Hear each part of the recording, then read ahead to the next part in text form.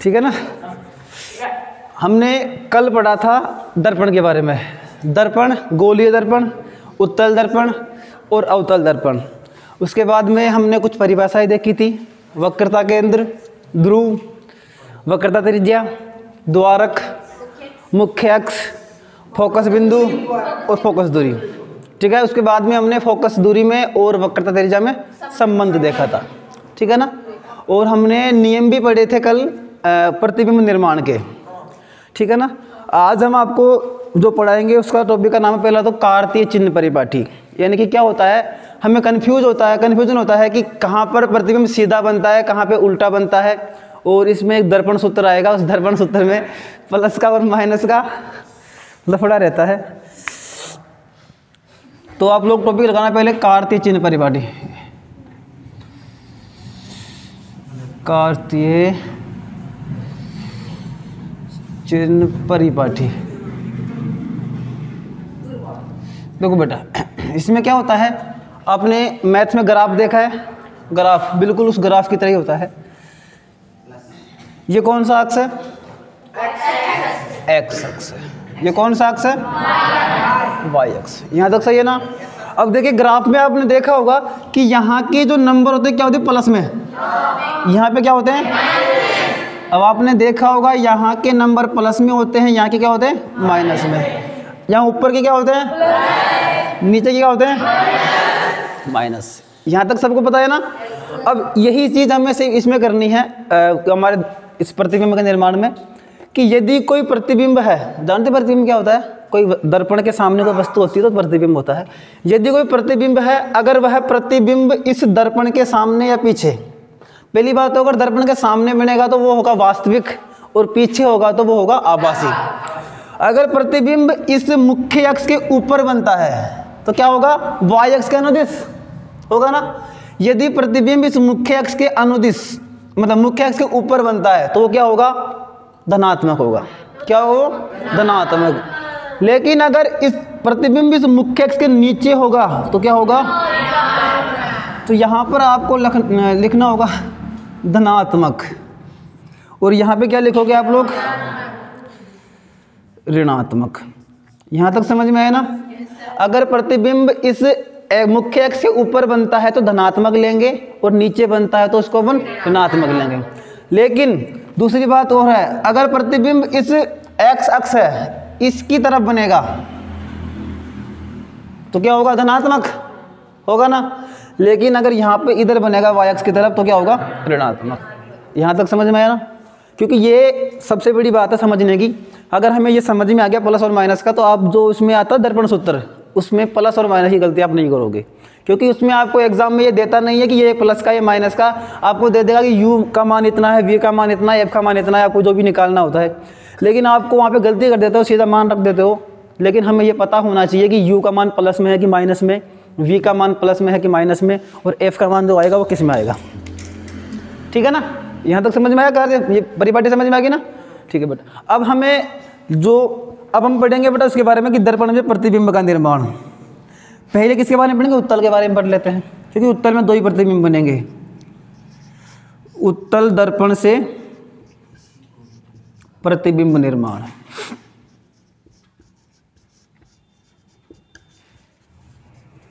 उत्तल दर्पण से प्रतिबिंब निर्माण। तो देखिए, उत्तल दर्पण में केवल दो ही प्रतिबिंब बनते हैं। ये बात आपको ध्यान रखना है। उत्तल दर्पण में केवल दो ही प्रतिबिंब बनेंगे। तो देखिए कहाँ कहाँ बनेगा। ये हमारे पास कौन सा दर्पण है? उत्तल। कैसे पता लगा उत्तल दर्पण है? इसका परावर्तक पृष्ठ क्या है? उभरा हुआ। अब देखिए, ये हमारे पास उत्तल दर्पण हो गया। इसकी ये क्या हो गई बेटा? मुख्य अक्ष। यहाँ पे क्या हो गया? पी। क्या बोलते पी को? यहाँ पे क्या होता है? एफ। यहाँ पे क्या होता है? सी। और यहाँ पे अगर सी है तो लास्ट में यहाँ पे क्या होगा? अनंत। अनंत होगा ना, अनंत। यहाँ तक समझ में आया? ये उत्तल दर्पण है, यहाँ पे एफ है, यहाँ पे सी है, यहाँ पे क्या हो गया? अनंत है। अब हमें क्या करना है? प्रतिबिंब का निर्माण करना है। तो प्रतिबिंब का निर्माण इसमें कैसे कैसे होगा? पहली बात तो वस्तु अनंत पर होगी। कहाँ पे होगी वस्तु? अनंत पर। अनंत पर होगी तो प्रतिबिंब बनेगा। और दूसरी बात क्या होगा, अनंत के अलावा वस्तु कहीं पर भी हो सकती है। और बेटा ये बात ध्यान रखना, आपसे पूछा जाता है कि यदि उत्तल दर्पण में वस्तु अनंत पर रखी हुई है तो उसका प्रतिबिंब निर्माण कहाँ होगा और कैसा होगा, ये आपको लिखना होता है और आपको दर्शाना होता है। और मैं आपको एक और बात बता दूं, अगर प्रतिबिंब इस मुख्य अक्ष के ऊपर बनता है ना तो सीधा बनता है, और नीचे बनेगा तो उल्टा। यह बात और ध्यान रखना है, अगर प्रतिबिंब मुख्य अक्ष के ऊपर बनेगा तो सीधा प्रतिबिंब होता है, और मुख्य अक्ष के नीचे बनेगा तो उल्टा होगा।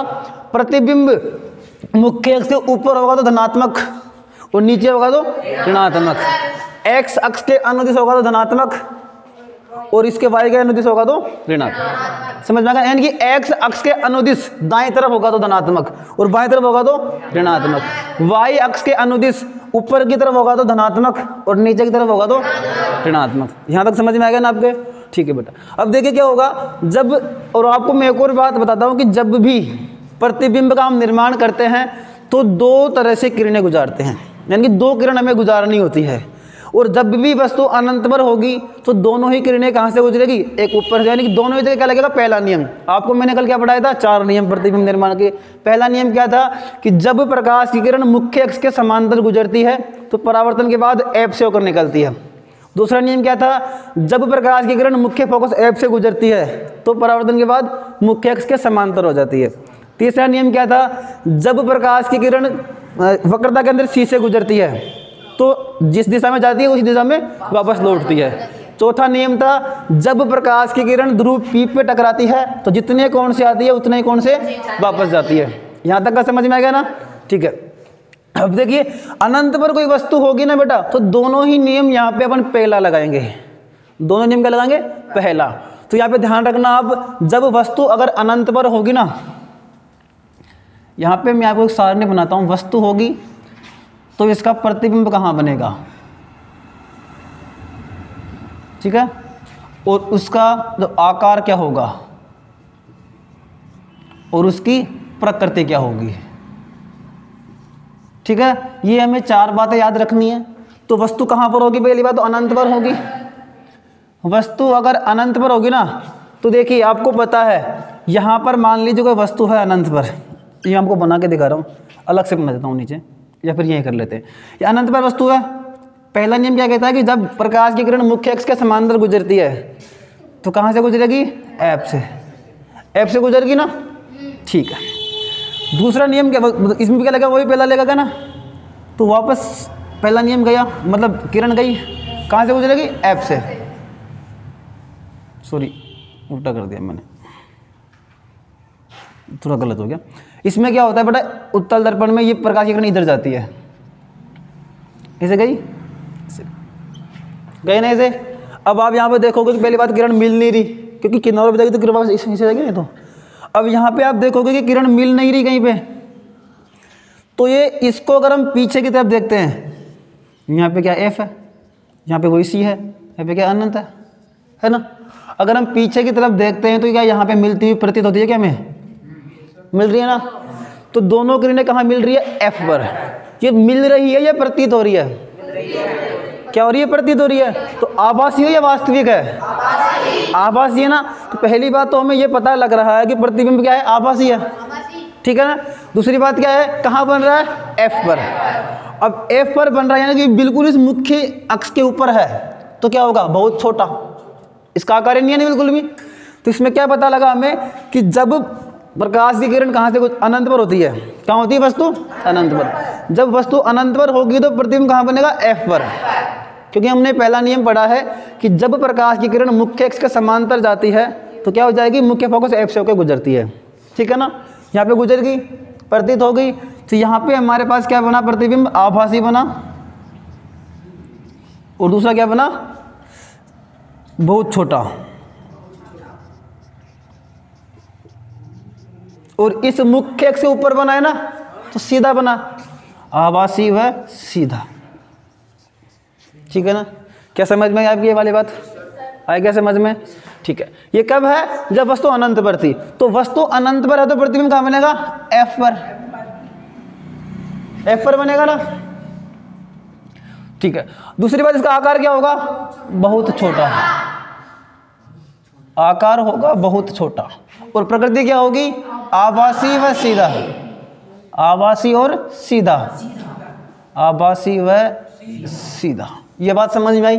ठीक है। अब देखो दूसरी बात क्या होती है बेटा कि जब वस्तु इस अनंत के अलावा, अनंत है, इस अनंत के अलावा कहीं पर भी हो, यानी कि सी पर भी हो सकती है, अनंत और सी के बीच में भी हो सकती है, एफ पर भी हो सकती है, एफ और सी के बीच में भी हो सकती है, और एफ और बी के बीच में भी हो सकती है।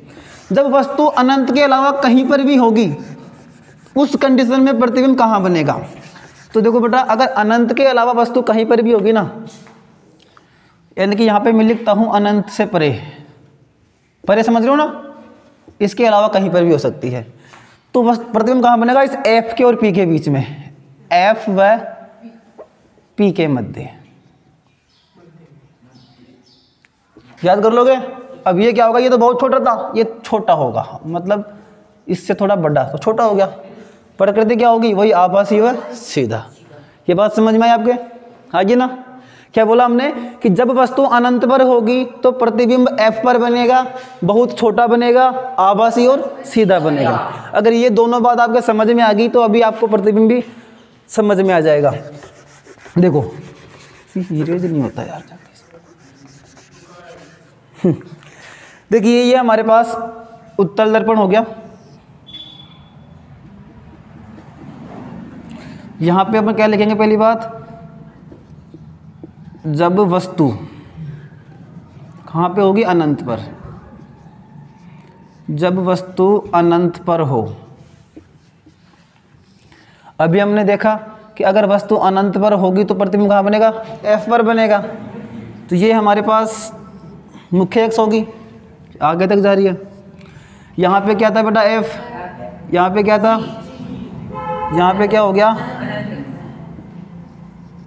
अनंत। ठीक है। यहाँ पे वो क्या होगा? एफ। यहाँ पे क्या होगा? सी। यहाँ पे क्या हो जाएगा? अनंत। वस्तु कहाँ पर स्थित है? अनंत पर। मान लीजिए वस्तु हो गया हमारे पास। ठीक है। अगर वस्तु अनंत पर है तो पहला नियम लगाएंगे यहाँ पे, प्रकाश की किरण क्या जाएगी? मुख्य अक्ष के समांतर।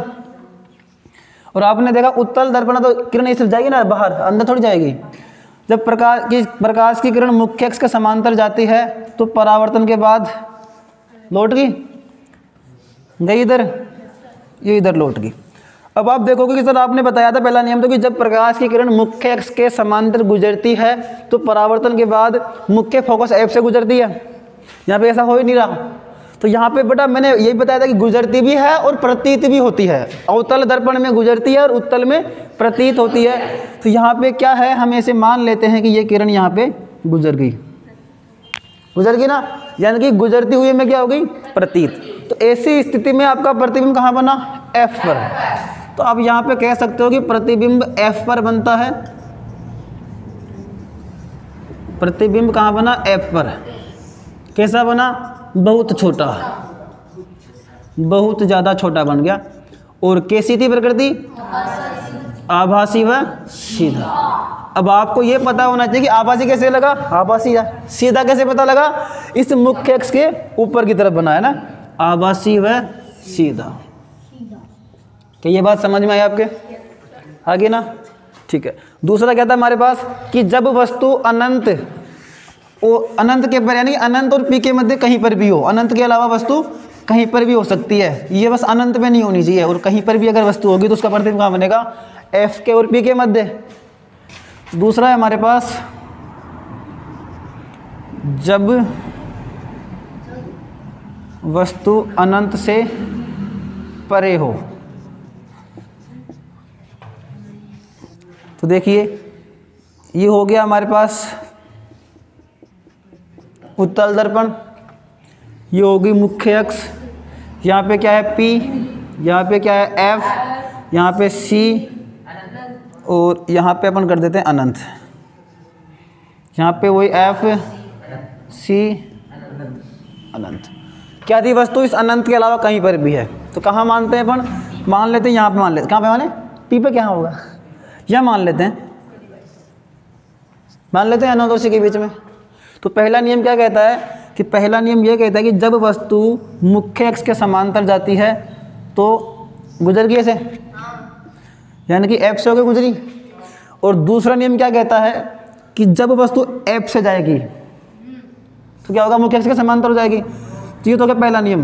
और दूसरा क्या था, ये वस्तु F से होकर गुजरी, गुजर गई ना, ये क्या होगी, मुख्य अक्ष के समांतर होगी समांतर। अब आप कहोगे सर प्रतिबिंब तो बना ही नहीं, अभी बना लेते हैं प्रतिबिंब भी। तो यहाँ से ये किरण जो है ऐसे जाएगी ना ऊपर, प्रतीत हो रही है, गई। और ये किरण जो है F से गुजरेगी नहीं, ये तो सॉरी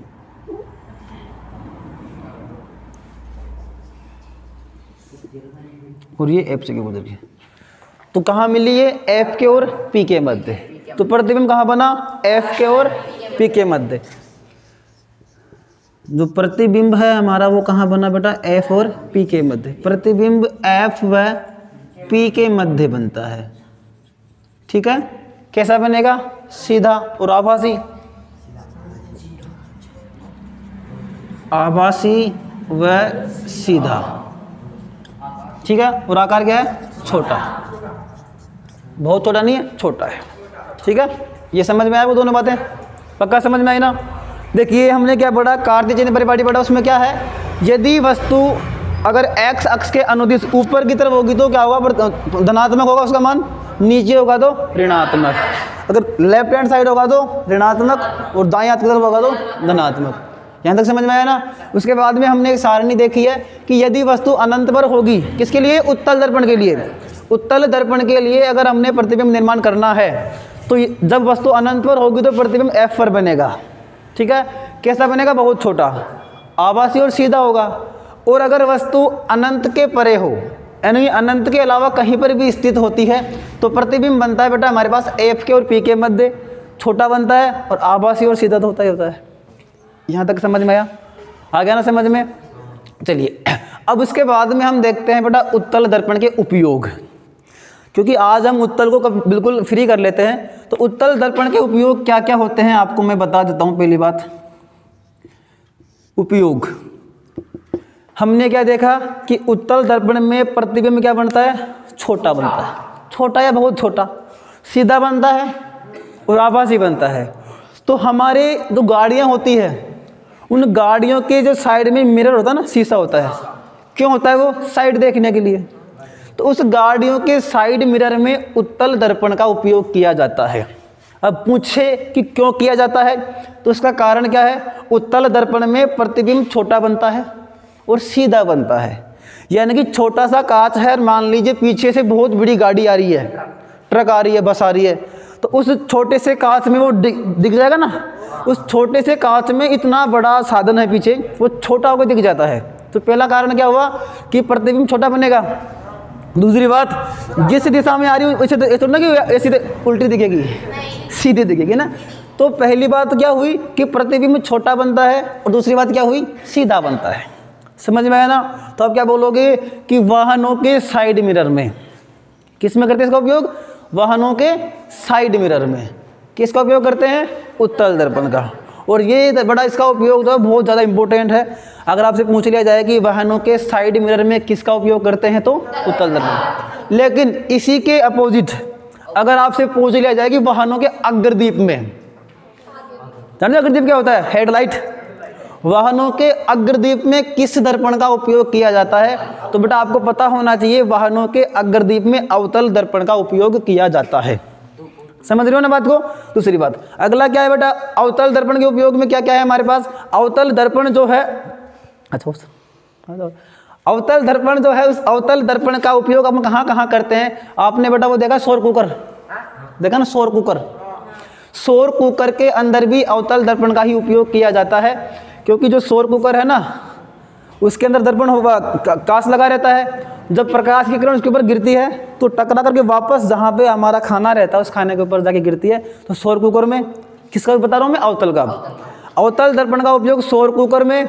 दूसरा किस में करेंगे अपन, वो होता है ना दाढ़ी बनाने जाओगे नाई के पास, आप नाई के पास अगर आप दाढ़ी बनाने के लिए जाते हो तो दाढ़ी बनाने में, अगर आप कहीं जाते हो डॉक्टर के पास में दांत चेक करवाने के लिए तो वो देता ना, वो देता है लाइट, सर्च लाइट में। दंत चिकित्सालयों में इन सब में कहाँ किसका यूज किया जाता है? अवतल दर्पण का। और उत्तल दर्पण का साइड मिरर में। क्यों करते हैं? क्योंकि इसका जो प्रतिबिंब होता है वो छोटा बनता है और सीधा बनता है। यहाँ तक का क्लियर है? सबका समझ में आया? इसलिए इसकी इंक निकल रही है इसकी बहुत ज़्यादा। ठीक है बेटा। अब देखिए, अगर आपको यहाँ तक का समझ में आ गया तो अब हम बढ़ेंगे अवतल दर्पण के प्रतिबिंब निर्माण। ठीक है ना? अवतल दर्पण में। और अवतल दर्पण में बेटा क्या हो गया? प्रतिबिंब बनेंगे 6। अवतल दर्पण में 6 प्रतिबिंब बनेंगे, जिसमें से 5 तो सही है, मतलब सीधे सीधे, और एक इसका अपवाद है। यानी कि इसमें आपने देखा है कि उत्तल दर्पण में प्रतिबिंब क्या बनता है? वास्तविक और सीधा। लेकिन अवतल दर्पण में कैसा बनेगा? उल्टा और इसमें बनता है आभासी और सीधा बनेगा इसमें ना, और उसमें वास्तविक और उल्टा। अवतल दर्पण में प्रतिबिंब वास्तविक और उल्टा बनेगा, लेकिन इसका एक ऐसा प्रतिबिंब भी है जो सीधा और आभासी बनेगा। तो वो क्या हो गया? अपवाद हो गया। देखो मैं आपको उसकी भी एक वो दिखा देता हूँ, याद करा देता हूँ सारणी आपको। अवतल दर्पण के लिए आप एक सारणी याद कर लो। अगर आपको ये सारणी याद होगी ना तो आप आराम से प्रतिबिंब बना सकते हो, क्योंकि आपको पता होगा वस्तु जब यहाँ पे होगी तो प्रतिबिंब कहाँ बनेगा, और यहाँ होगी तो कहाँ बनेगा। तो आपने मैथ में वो पढ़ी है सारणी साइन कोस वाली? उसमें आपने देखा होगा कि साइन का जस्ट पीछे से लिखेंगे तो कोस हो जाएगा, है ना?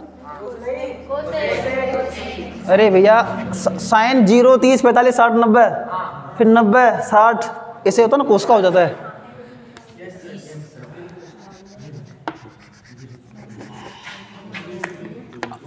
अब देखो बेटा, अब हम किसके लिए बना रहे सारणी? है अवतल दर्पण के लिए। इसमें कितने बनते हैं? 6। अवतल दर्पण में 6 प्रतिबिंब बनेंगे, जिसमें से एक क्या होगा? अपवाद। और आपको एक बात बता दूं, अपवाद वाला ज़्यादा इंपॉर्टेंट होता है। अपवाद वाला बहुत बार पूछा जाता है। तो देखिए, ये हमारे पास अवतल दर्पण हो गया, ठीक है। ये क्या होगी? इसकी मुख्य अक्ष। और आपने भी देखा है अभी कि यहाँ पे क्या होता है? एफ होता ना, एफ। यहाँ पे क्या हो गया? सी। यहाँ पे क्या होता है? अनंत। अब देखो इसमें 6 कैसे बनेंगे? तो पहली बात तो वस्तु कहाँ पे होगी? अनंत पर। दूसरी कहाँ होगी? अनंत और सी के बीच में। तीसरी कहाँ होगी? सी पर। चौथी कहाँ होगी? सी के और एफ के बीच में। पांचवी कहाँ होगी? एफ पर। और छठी कहाँ होगी? एफ और पी के बीच में। समझ में आई ना? आपके पास इस प्रकार से 6 प्रतिबिंब बनेंगे। वस्तु अनंत पर होगी, अनंत के और सी के मध्य में होगी, सी पर होगी, सी के और एफ के मध्य में होगी, एफ पर होगी, और एफ और पी के मध्य में होगी। तो ये एफ और पी के मध्य में जब वस्तु होगी ना, तो ये क्या है? अपवाद है। क्या ये? अपवाद है। और यही अपवाद बहुत ज़्यादा पूछा जाता है एग्जाम में, ठीक है ना? तो देखिए, वस्तु अनंत पर है तो प्रतिबिंब कहाँ बनेगा? एफ पर। चलिए ऐसे करो, आप इसको छोड़ो भी, एफ पर। वस्तु कहाँ पर? अनंत पर। उसके बाद कहाँ आएगी? अनंत और सी के मध्य आएगी ना, अनंत व सी के मध्य आ गई। तीसरी पे कहाँ आएगी? सी पर। चौथी में सी और एफ के मध्य, सी व एफ के मध्य। पांचवी में कहाँ आएगी? एफ पर। आगे ना, ये 5 है। छठा क्या है? अपवाद है। अपवाद को मैं 1 मिनट रुक जाओ, अभी बताऊँ आपको अपवाद जो है। अगर आपके पास ये वस्तु यहाँ पे आगे समझ में, पहले कहाँ होती है? अनंत पर, फिर अनंत के और सी के मध्य, फिर सी पर, फिर सी और एफ के मध्य, और फिर बाद में एफ पर। तो प्रतिबिंब कहाँ बनेगा? नीचे से लिख दो बेटा, एफ पर बन गया, बनेगा ना एफ पर। दूसरी बात कहाँ लिखोगे? इसके नीचे क्या लिखोगे? ये वाला, सी व एफ के मध्य, सी व एफ के मध्य। आया समझ में? सी पर है तो सी पर ही, इसके ऊपर अनंत व सी के मध्य, अनंत व सी के मध्य। और इसमें क्या बनेगा? अनंत पर। समझ में आ गया? नहीं आया समझ में? देख, जब वस्तु अनंत पर होती है तो देख, यहां लिख दिया आपने, उसका उल्टा लिख दे बेटा। अनंत पर होगी तो एफ पर बनेगा, अनंत और सी के मध्य होगी तो सी और एफ के मध्य बनेगा, सी पर होगी तो सी पर बनेगा, सी और एफ के मध्य होगी तो अनंत और एफ के मध्य बनेगी, ठीक है। एफ पर होगी तो अनंत पर बनेगी, यानी कि इसको नीचे से लिख दे। आ गया समझ में? ओके। अब देखो आकार, आकार भी ध्यान रखना, पहले में क्या था, बहुत छोटा, फिर क्या हुआ में छोटा, छोटा हुआ ना, फिर क्या हो गया बराबर, तेरे बराबर। पहले में बहुत छोटा था, फिर छोटा हो गया, फिर इसके बाद में क्या हुआ बराबर हो गया, और अब क्या हो गया मैं बड़ा हो गया, फिर क्या हो गया मैं बड़ा, और फिर बहुत बड़ा। ये ले भाई साहब, अब मैं क्या हो गया बहुत बड़ा। जब मैं छोटा बच्चा था तब कहाँ पर था, अनंत पर, ठीक है ना। तो आगे समझ में आया तक, ये भी समझ में आ गई। ये आई नहीं समझ में, वस्तु कहाँ पर होती है तो प्रतिबिंब कहाँ बनेगा, आकार समझ में आ गया, बहुत छोटा, छोटा, बराबर, बड़ा और बहुत बड़ा, है ना, सीरियल वाइज है। अगली बात देखो, अब प्रकृति क्या होगी, तो आपको मैंने इसकी परिभाषा जब लिखाई जब भी बताया था कि अवतल दर्पण में प्रतिबिंब सीधा और उल्टा और वास्तविक, क्या बनेगा वास्तविक और उल्टा। तो इसमें जो प्रतिबिंब होगा वो बनेगा बेटा वास्तविक व उल्टा, सब में ही बनेगा ऐसा, ठीक है ना, सब में ही, इसमें ही वास्तविक और उल्टा, वास्तविक उल्टा, वास्तविक उल्टा, वास्तविक उल्टा। एक क्या है हमारे पास, अपवाद है। अपवाद में वस्तु कहाँ पर होगी, F और P के मध्य, यानी कि जब वस्तु F व P के मध्य में हो, कहाँ पर हो, F और P के मध्य में, और ये क्या है अपवाद है ना, अपवाद। तो बेटा देखो प्रतिबिंब कहाँ बनेगा, दर्पण के पीछे, कहाँ बनेगा, दर्पण के पीछे। तो कैसा बनेगा, ये बड़ा बनता है, और क्या बनेगा आभासी और सीधा, क्योंकि ये क्या है अपवाद है, तो आभासी व सीधा। क्या आपको ये बातें समझ में आ गई? अगर आपको ये सारणी समझ में आ गई ना, तो बेटा आपको पता कोई माइका लाल आपको इसको बनाने से नहीं रोक सकता। अगर मान लिया आपको बोल देगा कि अवतल दर्पण में यदि वस्तु अनंत पर स्थित है तो उसका प्रतिबिंब निर्माण कीजिए, तो आपको पता है कि अगर वस्तु अनंत पर है तो कहाँ बनेगा प्रतिबिंब, F पर बनेगा, बहुत छोटा बनेगा, और वास्तविक उल्टा बनेगा। उल्टा मतलब नीचे बन रहा है, वास्तविक मतलब वास्तव में मिल रहा है, ठीक है ना। ये भी मैं आपको भी बना के दिखा दूंगा। क्या यहाँ तक समझ में आया आपके, आ गया ना समझ में। उत्तल दर्पण के समझ में आ गए, अवतल के समझ में आ गए। अब उत्तल के उपयोग हमने देख लिए और अवतल के उपयोग भी देख लेते हैं। क्या होता है इसका उपयोग, बोला अग्रदीप में, सौर कुकर में, सर्च लाइट में, ठीक है ना। उसके बाद में दंत चिकित्सालय में, और अगर हम नाई के पास जाते हैं दाढ़ी बनवाने, तो दाढ़ी बनाने में जो कांच का यूज किया जाता है वो कौन सा था, अवतल दर्पण। समझ में आया ना, इसके उपयोग है। मैं आपको भी थ्योरी में सब कुछ लिखवा दूंगा। यहाँ तक सबको समझ में आया, पक्का समझ में आया ना, ठीक है। अगर यहाँ तक आपको समझ में आ गया तो अगला टॉपिक है दर्पण सूत्र, ठीक है ना। और दर्पण सूत्र में क्या करते हैं अपन लोग, सबसे बड़ी गलती यही कर देते हैं दर्पण सूत्र के अंदर, टाइम भी होता जा रहा है। दर्पण सूत्र में गलती यह करते हैं अपन कि हमें प्लस का और माइनस का पता नहीं रहता है। लेकिन अभी मैंने आपको बताया है कि अगर प्रतिबिंब, जैसे उत्तल में प्रतिबिंब कहाँ बने, उस तरफ ऊपर बन रहे थे ना, तो उत्तल में प्रतिबिंब क्या होगा, हमेशा धनात्मक होगा ना।